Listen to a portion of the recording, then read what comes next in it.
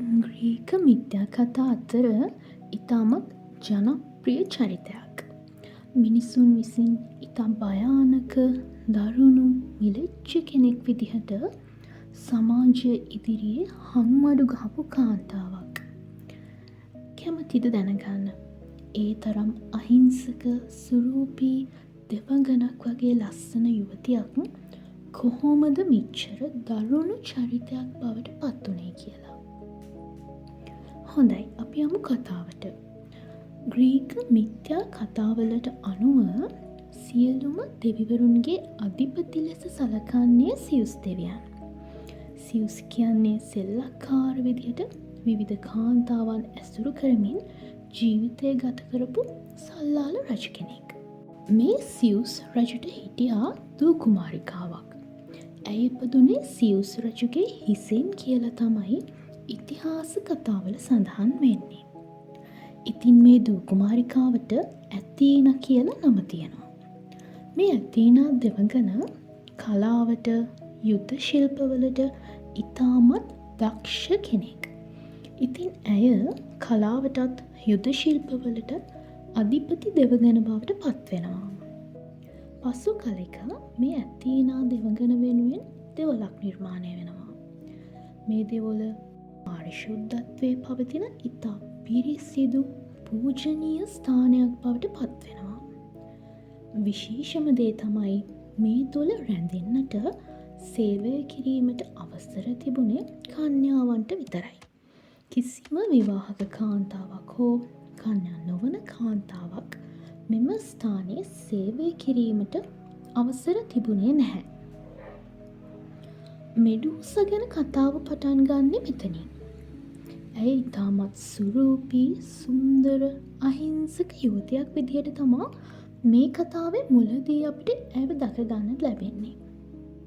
ඇය ඉතාම භක්තියෙන් ඇතීනා දෙවඟනව ඇදහු අතරම කුඩා කාලේ ඉඳන්ම මේ ඇතීනා දෙවඟනගේ දේවස්ථානයේ රැඳෙමින් එම කටයුතු වලට සහාය වුණා.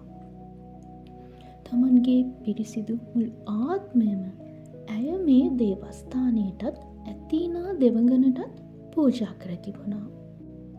පුරාණ ග්‍රීසිය පුරා මෙඩූසා ගැන බොහෝ දෙනාගේ අවධානය යොමු වුණා. ඒ තරමටම ඇය ආකර්ශනීය යුවතියක් බවට පත්වෙමින් සිටියා. ඇතීනාගේ සොයුරකු වන පොසයිඩන්ට මේ මෙඩූසාගේ ලස්සන සුන්දරත්වය ගැන දැනගන්න ලැබුණා. ඉතින් පොසයිඩන්ට මෙඩූසව දකින්න ආසාවක් ඇති වුණා. ඉතින් මේ ආසාව නිසාම ඔහුගේ සහෝදරියගේ දේවස්ථානයට යන්න තීරණය කළා. ග්‍රීක වැසියන්ගේ පැතිරෙමින් තිබූ කටකතා සත්‍යයක් බව ඔහුට වැටහුණා. රූපශ්‍රීයෙන් අගතැන්පත් රන් ප්‍රතිමාවක් වගේ දුටුවන් වශී කරවන මේ සුන්දර යුවතිය පිළිබඳව පොසයිඩන්ට හිතක් ඇති වුණා. ඔහු නිමේෂයකින් ඈවෙත ඇතිලා ඔහුට ඇය සමග සම්බන්ධතාවයක් පැවැත්වීමට අවශ්‍ය බව පවසා සිටියා. හැබැයි මෙඩූසා මේ ඉල්ලීම ප්‍රතික්ෂේප කරනවා. මෙතනදී පොසයිඩන් පසු බැස්සත් ඔහු මේ පහත් ආශාව කෙසේ හෝ ඉටු කර ගන්න තරයේ හිතා ගන්නවා. ටික කාලයකට පස්සේ පොසයිඩන් නැවතත් ඇතීනා දෙවඟනගේ දේවස්ථානයට පැමිණෙනවා. මෙඩූසාව හමුවන මොහු නැවතත් ඔහුගේ යෝජනාව ඉදිරිපත් කරනවා. මෙඩූසාගේ බලවත් ප්‍රතික්ෂේම කිරීම මැද්දේ ඇයව බලහත්කාරයෙන් අත්වරයට ලක් කරනවා. ඔහුගේ පහත් ආශාව මේ ආකාරයෙන් සංසිඳෙනවා. ඉතින් මේ විදිහට ඔහු දේවස්ථානයෙන් ඉවත් වෙලා යනවා. පසුව මේ පුවත ඇතීනා දෙවඟනට දැනගන්න ලැබෙනවා. මෙඩූසාට සිදුවුණු මේ අපරාධය පිළිබඳව දැනගත් සැනින් ඇයි කෝපයෙන් ගිනි ගන්නවා. මෙතෙක් කල මේ තරම් පිරිසිදුව පැවතුණු පාරිශුද්ධත්වයේ දෙවොල අපවිත්‍ර කළ පුවත ඇයට දරාගත නොහැකි වෙනවා. තමන්ගේම සහෝදරයා සිදු කළ විනාශය ගැන කිසිදු තැකීමක් නොකළ ඇය අසාධාරණයට ලක්වුණු අහිංසක මෙඩූසට ශාප කරනවා. මෑ නිසා මගේ පාරිශුද්ධත්වයේ දෙවොල අපිරිසිදු වුණා. මෑගේ මේ රත්තරන් කෙස් කළඹ විෂගෝර දරුණු සර්පයන් බවට පත්විය යුතුයි.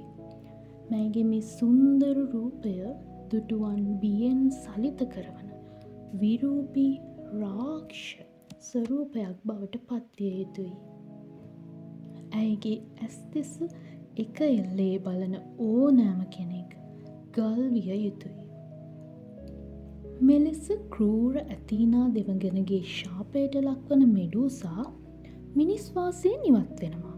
සියලු මිනිසුන්ගේ පිළිකුලට පත්වන අහිංසක මේ යුවතිය රහසේම සැඟවිලා ඉන්න උත්සාහ කරනවා. ඉතින් මේ සුන්දර යුවතිය ඒ තරම් දරුණු විරූපී රාක්ෂස ස්වරූපයකට පත්වෙන්නේ ඇයගේ වරදකින් නම් නෙවෙයි. හැම පැත්තකින්ම ඇයට සිදුවුණු අසාධාරණය නිසා.